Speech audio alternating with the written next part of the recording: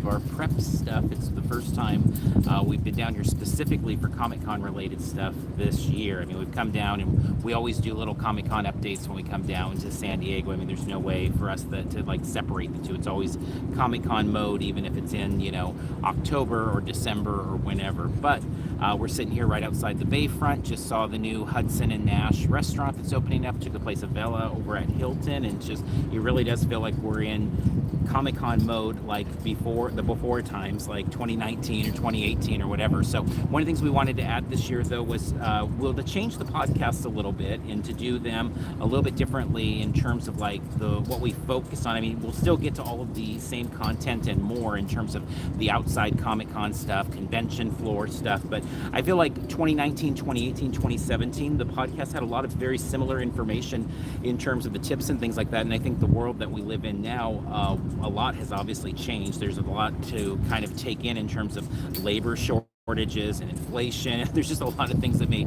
change some of the content this year. So we thought, well, let's do the podcast a little bit differently and try when we can to come down here to do these updates, to try to record them instead of recording them all at once like we usually do. I mean, we don't usually do them all at once, but we try to record like 2 at a time and stuff, but let's do them maybe a little shorter format. Let's integrate YouTube Live in as well for people that want to watch live. The audio only people are fine and get it as well. And so that's what we're going to kind of jump into today. So we'll talk a little bit about some of the things we saw today, which obviously as the weeks go on, we'll be seeing more and more pertinent things for San Diego, but a few fun things today. Then we'll talk a little bit about some of the upcoming stuff and then specifically dive in a little bit deeper into some of the tips that we have that we're running now really throughout the month of June and July of our SDCC tips. So we always do those, and we'll talk more about some of those things from day to day and week to week as we get closer to Comic-Con. So with that said, though, we did make our way down here with the goal of doing a new video. And this was a video we actually had on our list of ideas back in 2019, and we never got to it because we try to add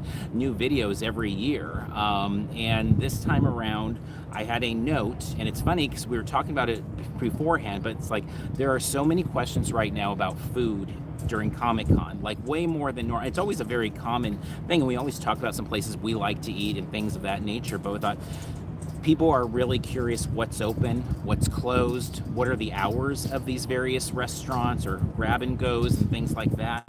And it's all ever evolving and changing in the world we live in right now. And I know that there's some things that are going to be different now than they are even during Comic-Con. So we'll kind of try to touch on some of those things. And, you know, hopefully our video has some strategies, because for you and I, full disclosure, we always make sure to have like meals during Comic-Con. Like we take our lunch breaks, we eat something on the way in, we do a dinner, after hours dinner thing. Like we're not the people that just eat like a granola bar and that's our lunch or dinner. So hopefully we can kind of talk about like how we strategize to do all the things that we do and kind of fit those in. And so that video is something we were working on today, and that it will be a part of hopefully helping some people with some of those things. You know, the subway is still open. I know that's a concern for some, but it has more limited hours now, you know. It was interesting just kind of walking around, seeing a lot of closed buildings and all of that, but I think hopefully this video will have some of that in there, and then we'll have upcoming videos where we do like campus tours, if we want to call them that, where we'll just look at 5th Street and go from, because we're not going and doing a list of like every single thing that's closed or every single thing that's open, but kind of hitting the ones that we use quite a bit.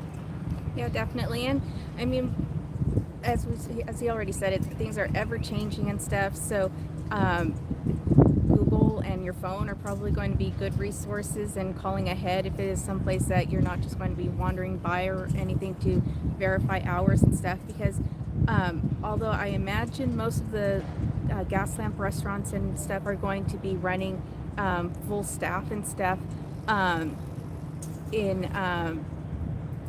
during Comic-Con, at this point, full staff for places is questionable as to what it is. I mean, we've been going to lots of conventions and been going to different restaurants and things, and everywhere. I mean, even, you know, Jack in the Boxes or McDonald's and stuff, depending on timing, they're struggling with staffing and stuff. And so everything was going to be kind of, we all have to be flexible this time and patient, and full hours may vary and stuff. So although they'll be running, I'm sure, full staff may not be what we are used to and stuff. So we'll all, as usual, need to pack our patience and stuff, but But yeah, on the video that we recorded today, we went and saw a few places, and a lot of the places that we generally like to go to are still open, which is nice. Yeah.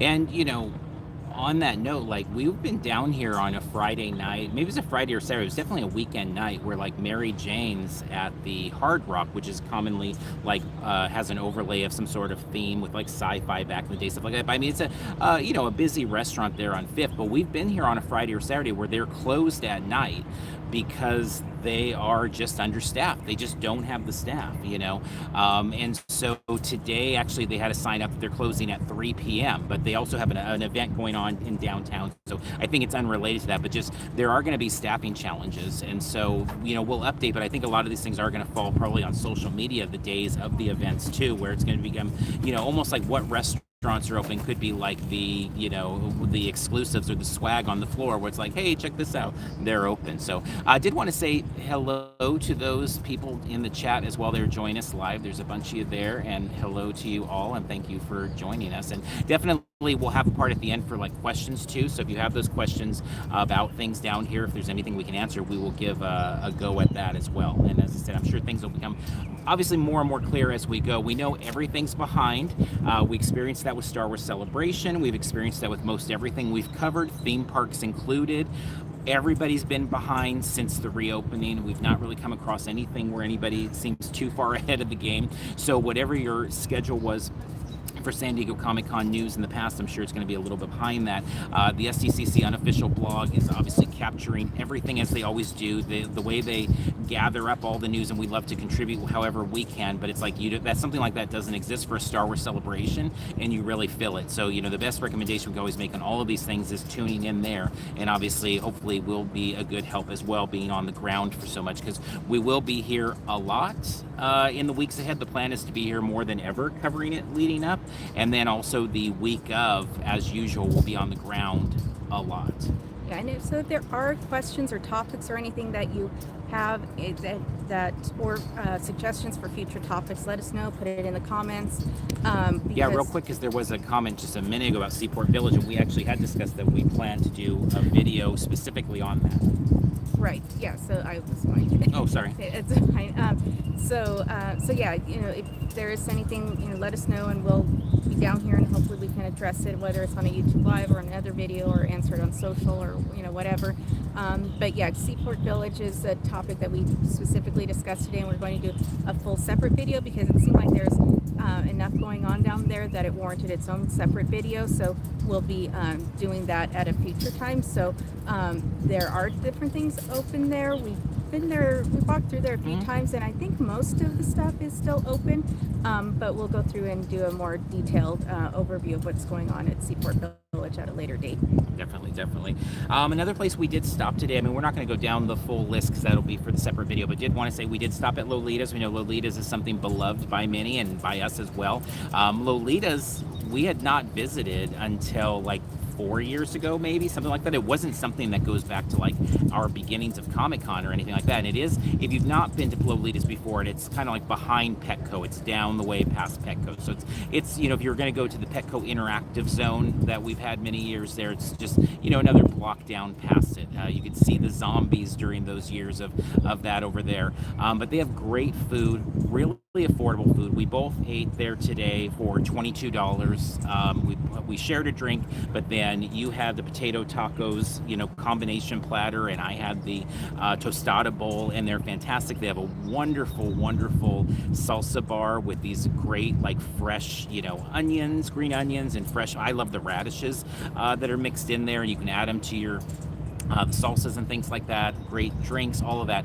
And so we went there, and that's a place that has returned, but different than the last time around at Comic-Con. Now they're closed on Sundays, and they've really kept to that. To my knowledge, that's just going to be the plan going forward. They've advertised that that's they want their employees to be with their families on Sundays, and so I'm guessing that won't change during Comic-Con. Yeah, I think we've been down here on Sundays where there were Padres games when they're just across the street from the stadium and from Petco, and they're still closed on Sundays, even though it seems like that would be a busy time for them. So yeah, I imagine it'll be closed on Sunday at Comic-Con, but obviously things are going to change, so maybe they'll stay open. But But yeah, that was a nice lunch to have today and a nice break and Yeah, stuff. and we include a little snippet of that in the video as well.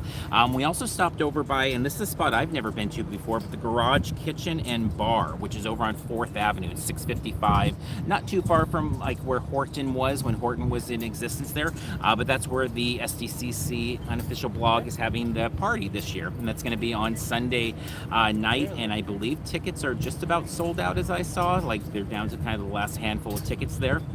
But that's going to be kind of a fun gathering for those that are still in town Sunday night. It, you know, the party used to start the convention weekend for a lot of people on preview night. I know for us it's a lot easier on Sunday night, even though we're dead tired, and there's a lot of video work we actually do Sunday night. So it's not an easy night to be, but it's probably the easiest of the nights. And so it was fun to see that location. The blog put out a post today with some photos to kind of get a better idea of the location and some of the offerings, the menu, and all of that. So you can check that out over there. But it was a really nice location, and it's not that long of a I thought it was much further away from the convention center than it is. So it was, I think you said it was like a quarter mile or something from about, you know, convention center, but it was a nice little walk there, and we were able to stay there, and it was a nice little stop for sure. And so that was another part of the day. And there were a few spots like that. Like, to be honest, there's some things we've heard here and there about different like off-site locations and stuff that nothing's been announced, and there was nothing to report yet, but we kind of start checking those types of places too as we come down here on these trips, and more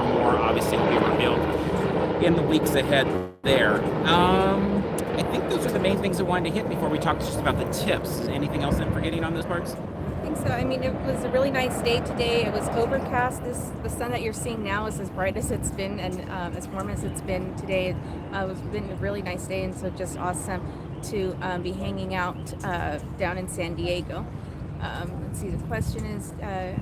question about Fox owning, or Disney owning Fox and FX now, and FX will return to right. I mean, we're really recording right on what is normally the FX spot.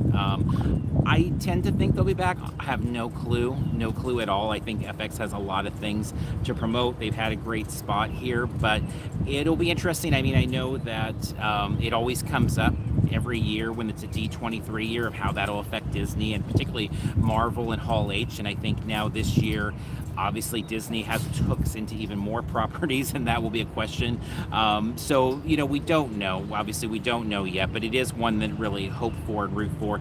FX obviously is such different content than the rest of the Disney empire, so much of the things that they have over there. So I don't know that they would link them in there, but we will see. And we do love covering that whole build here. It's a lot of good memories there. So with that said, and we'll take some more questions towards the end here, but let's just jump into the SDCC tips. So for those that are audio only, or for those that are YouTube only, we want on these shows, instead of just what normally is you and I just kind of going down lists of different tips, and sometimes they connect to things we put on social media. This time what we want to do this year is kind of link them more specifically to the tips that we've already put out to the, you know, the world there, and kind of dive a little bit deeper and all of that. The SDCC unofficial blog's in there, and we wave back to you. Thank you very much. Okay. Miss you guys. Miss you, definitely. So one of the things, two of the tips that we put out in the last couple of weeks here is just about specificity, and I think that's the thing, as a very frequent con goer that we are. The biggest suggestion we can make a lot of times is being very specific and efficient in communication. I know when you and I text and kind of, or with friends like to meet up, it's a very common thing just in general in life to be, you know, I'm over here by Hall E, or I'm over here by, you know, we're really big on like try to be very specific, like super specific. So one of the tips was about, you know, rather than saying I'm on 4400, you know, saying specifically I'm at the Toddland store on 4400, you know, or something along those lines, giving those exact booth numbers and the direction. But SDCC, what's nice is it's so specific. There's so many landmarks, it's very easy to be specific. It's not always that easy at conventions, but at Comic-Con it's very easy. The tips we had promoted today was the idea of like we found it really easy to meet like right outside the halls, but to specifically like I'm going to stand under the E, or I'm going to stand under the F, or whatever it's going to be. Letting that kind of communication, I think, is the last thing you have time for. And who knows with Signal? I know some people have. We, in full honesty here, we've not had issues with Signal very often at Comic-Con over the years, but we've been having a lot of issues with Signal. Same service provider the last few weeks. Yeah, we also usually don't have issues at the Anaheim Convention Center, but that was torturous at the for Celebration. And then Pasadena, the same thing. You had to go like blocks and blocks and blocks away for Monster Palooza this last weekend. So hopefully it will not have too bad of signal issues, but it's, who knows. Yeah, but either way, you don't want to count on being able to, we don't have time for back and forth. So trying to be really specific about landmarks, very, very, keyed in on what you're nearest. And a lot of times that may mean moving a few feet away, but letting people know, like, I am right here. I know I like a lot of times like sending you a picture, but now that could be a signal challenge as well. But Comic-Con has so many landmarks there, it's really easy to communicate that. And so those were two of the tips this week, is just about being really specific and efficient in communicating and trying to let your group, partner, friend, whoever it is, exactly where you're at, so that there's no big debate of how to get there. Yeah, definitely. And and we all forget these things sometimes. Just the other day we were at, I think it was Monster Palooza, and I tried to give you a direction of where I was, and I was not at all clear, and that did not at all make you happy because you were tired and everything else, and I just didn't even think to be all that specific. It's like, it's not that big of a convention center, so I didn't think it was necessary, but it was. And so yeah, the more specific, and it helps, if you're getting tired and stuff, to remember, that it's not that easy. And what's obvious to you is not going to be obvious to someone else who's reading your text and stuff. So yeah, being as specific as possible. And I would also, describing the booth, I think, is helpful, because the booth numbers are hard to find sometimes. So they're helpful. They can be part of the description, but if you can even be more specific than that.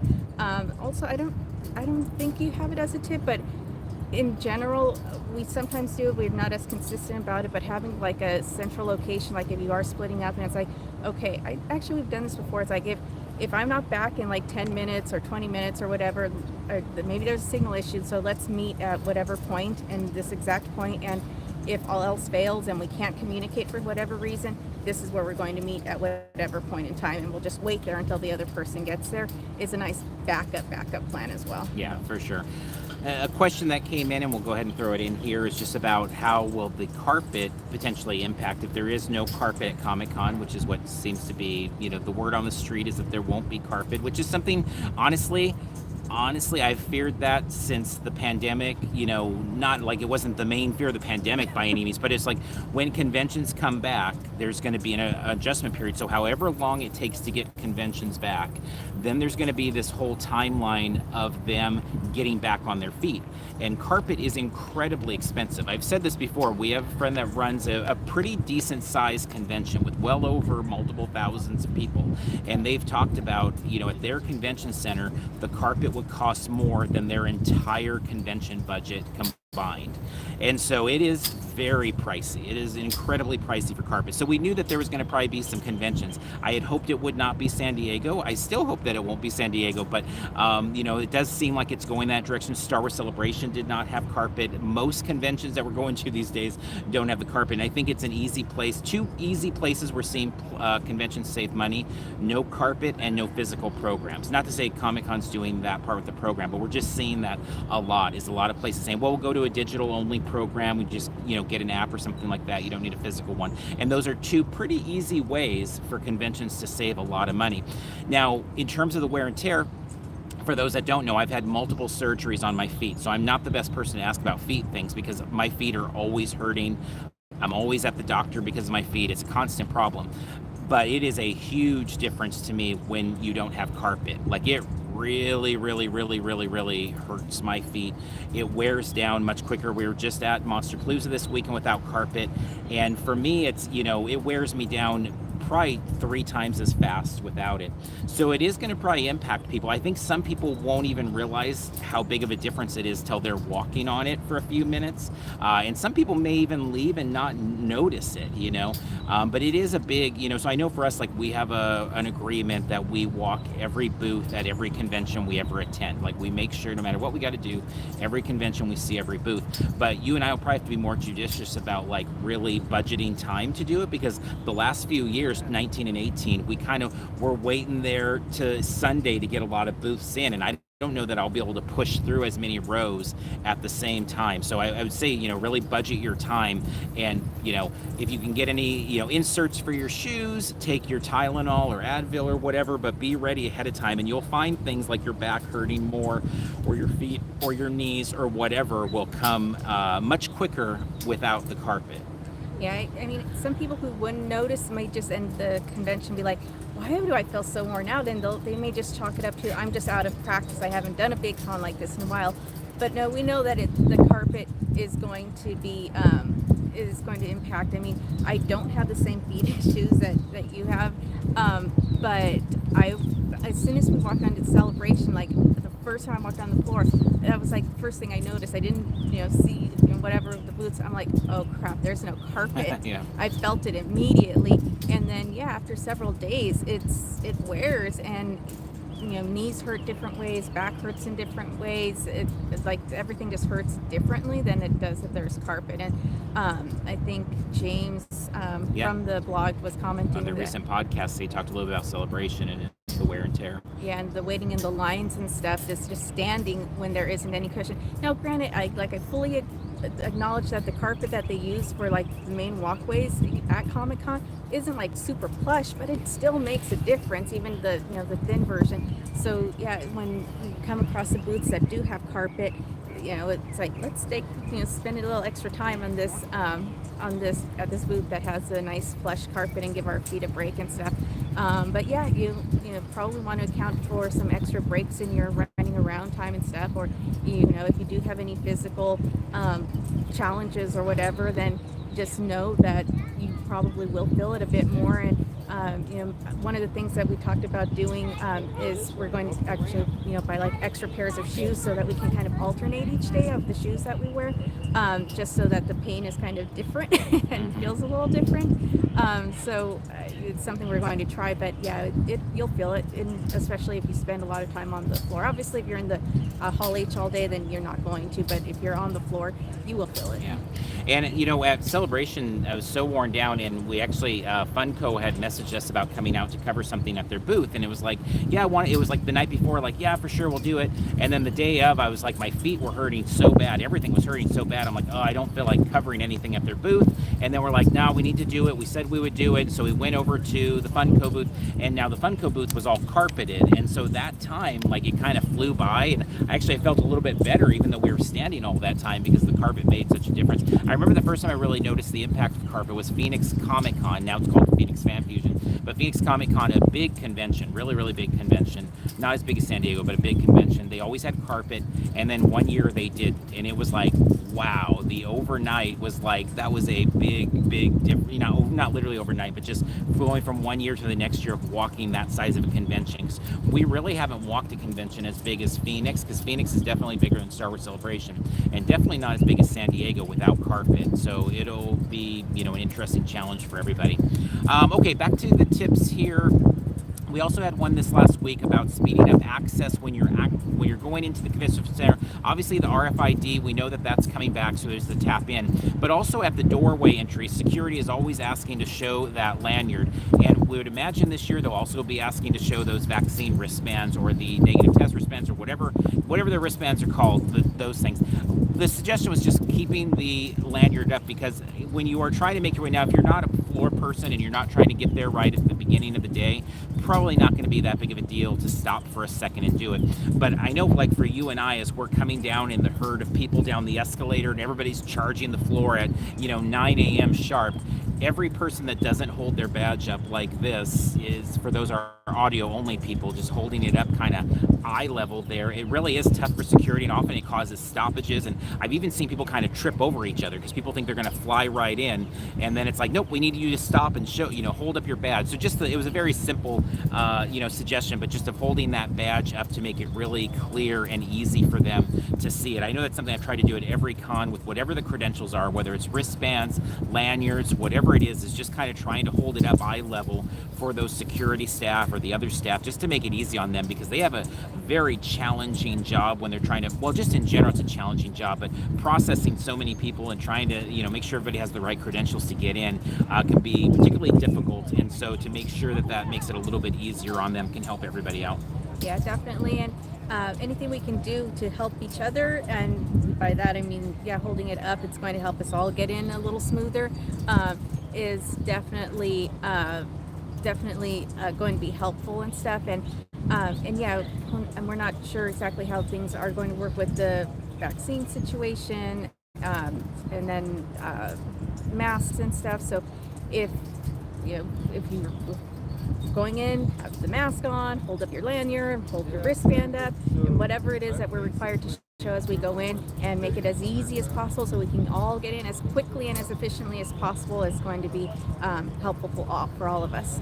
Yeah, it's a good point. I mean, somebody had asked in the chat about will they use the Clear app? We don't really know if there'll be specifics like that. We used that at Celebration. It was really easy to use and a quick check-in there. But I think that, the staff and security have so already San Diego Comic-Con is such a difficult show to put together and facilitate for that weekend. And it's always such a magical, how do they pull this all together type of thing. As I always feel that by the time we get to Sunday, particularly, like, wow, they put this all together. But now to add in whatever they do in terms of, the mask stuff, whatever they do in terms of, the clearance, whether it's a Clear app or whatever, it's just adding a bunch of things onto their plate that normally aren't concerned. So we don't know if that's going to be, is that going to be on extra volunteers? Is that going to be on extra security, or how that's all going to fit into the weekend? It's all questions still to be answered, and I think a lot of them we won't really know until we're on the floor at Comic-Con and seeing how it all works. Another tip from this last week was just simply to be very clear with family and friends that ask you to get them things at Comic-Con. And we know that is a very common thing. We have experienced it as well. I think anybody I shouldn't say anybody, but especially for those of you that might be listening to this that aren't, past Comic-Con attendees, it's important to know that everything requires a lot of work, a lot of work.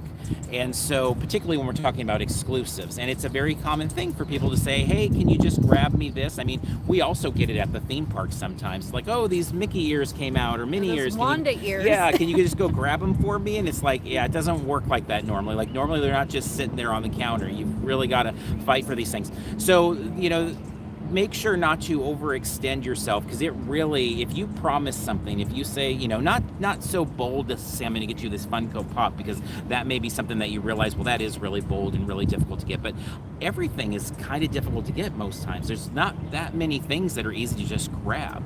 And sometimes they come with other rewards. We've had somebody request something. I remember there was a Michael Myers, Bill Sienkiewicz did a Michael Myers Halloween poster a few years back, and it was free, and somebody had requested it. My first thought when they requested it was like, hell no, there's no chance that we're going to be able to get this. And then I'm like, well, we're going to try, because this is a really great guy. I want to try and help him out. And then we realized, like, it wasn't that hard. We were able to get it. We got one for ourselves. It was awesome, the whole experience. But that's a very rare encounter. Usually it's something that's going to take multiple hours, and you've got to decide how much of your time you're going to allow for that. And so I think what we've tried with people is just to be honest about things. It's like, we don't know that we're going to be able to get ourselves X. And that's kind of always my response when somebody says, hey, can you help me by getting me X? And say, well, I don't know that we'll be able to get X, but if we can get X and we can get an extra one for you, then fine. But really letting them know that there's, a lot of work that goes in there versus overextending. We've heard lots of horror stories of people saying that at the con, how much of their time got obligated to trying to get something and feeling like they're going to let down their little cousin or letting their, friend or whatever it might be. So just being honest with people and letting them know how challenging it is. And at Comic-Con, obviously money is currency, but also time is a huge currency, because we all only get a few days at the show. Particularly this year, people have worked so hard. All of you that are going to be attending have worked so hard beyond the scope of the con to get there. And then you don't want to lose half of Thursday, trying to get some, figure from NECA or whatever it might be. Yeah, just be upfront, and I'll try to get it for you, but there's no promises, because things are very challenging at Comic-Con. And as you know, if you've attended, it's tough for anyone to really appreciate what Comic-Con is like and being on the floor and stuff until you've done it, because it's a convention, just grab me this thing, and it's like, no, it's its own thing. I mean, it's not like anything else out there, and so until you see it or watch videos or whatever, it's very difficult to appreciate what the challenges are at Comic-Con. And so yeah, I mean, we tell people, it's like, if we can, we'll try, we'll look into it, but don't hold your breath on it. And you're probably going to be better off looking at eBay, even though it is going to be a hiked up price if you truly want it. I don't count on me to get it, but I'll try for you. So yeah, if you're honest up front and don't overpromise, then you're going to feel better about it. Yeah. And then the next tip that we have on our list here was to make sure that if you are traveling with companions, if you're doing, you've got your convention buddies, family, whatever it might be, to make sure that everybody's really aware of what pace everyone's able to move and what their needs are. And I know, like for us, Carmel knows I need a lot of breaks. my feet can't go that long. So we kind of know, like for Comic-Con, for example, we're going to get there early, not overnight early, but early. We're going to get in line, we're going to sit on the ground, then we're going to get on the floor, and we're going to go hard for probably an hour to an hour and a half. Then we're going to most likely drop our stuff off at the car, because hopefully we're able to park at the convention center like we usually do. And then we're going to need a break, and we're going to either go out to the gas lamp to get a break and eat something, or we're going to go to the mezzanine, or so. Carmel knows my limitations. Sitting in the car, it's like, I'm done. True. We just need to sit in the car and take a break. Yeah. So I just can't, go any longer than that. And so we all, we have been doing this so long, and particularly together, we've been doing this so long. So for us, it's really easy. But I know, like with other convention, friends that are at conventions and things like that, like a lot of times it's difficult for us to connect with people unless they really know like what parks and cons is like at a con, because it's like we go really hard, then we need a break, then we go really hard, then we need a break, then we go really hard. And for a lot of people, they don't maybe want to go really hard, or they take longer breaks or shorter breaks or whatever. So a lot of times it's tough for us to connect with people during cons, just because it's a very different pacing, because they're not worried about like video and responding to questions on Twitter and all of those types of things. So the more clear you can be, I think, with the people you're going with, and obviously if you've done a bunch of cons with them, then it's like, well, of course, you just know each other. You don't have to talk about it ahead of time. But for those newer con attendees, particularly those that are going with people that maybe they haven't gone to a convention with before, or haven't gone to San Diego particularly, it's good to kind of be really transparent about like, what are those needs? Do we need to, do you need those eating breaks? Do you need that resting time? What are you going to be able to do? And making sure that's clearly communicated, so people don't have meltdowns and just the whole day gets ruined from fighting and arguing and just feeling terrible.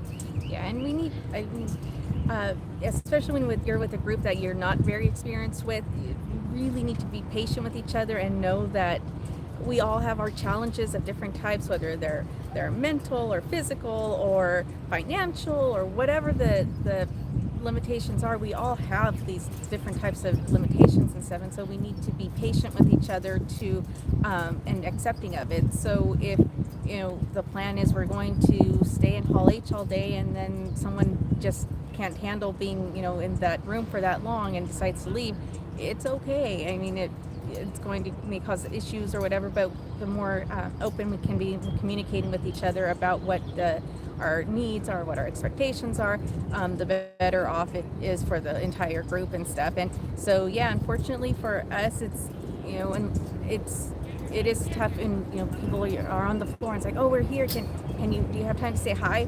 And it's like, well, we're in the middle of doing like 5 different things, so no, not right now, but maybe we can connect later or after the show closes and stuff. So as much as, we want to be able to just hang out and talk to, everybody and stuff, it's challenging because we are usually doing several things. We, do buy exclusives, we do wait in line, we do cover the floor, we do hit panels, there's a lot of stuff that we're doing. If you follow along with us, you know that we're constantly going.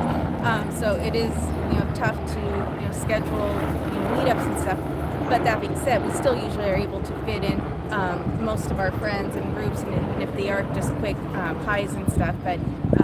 But yeah, the more open and communicative you can be with your group, the better it's going to be for everybody involved. And, if you are someone like I, once I start getting hungry and I haven't eaten, I definitely suffer from the whole hangry experience and stuff. And it's like, no, I need to get something to eat and stuff. So yeah, to communicate, be open, and try to be patient with each other is always going to be a good way to go. Yeah, definitely.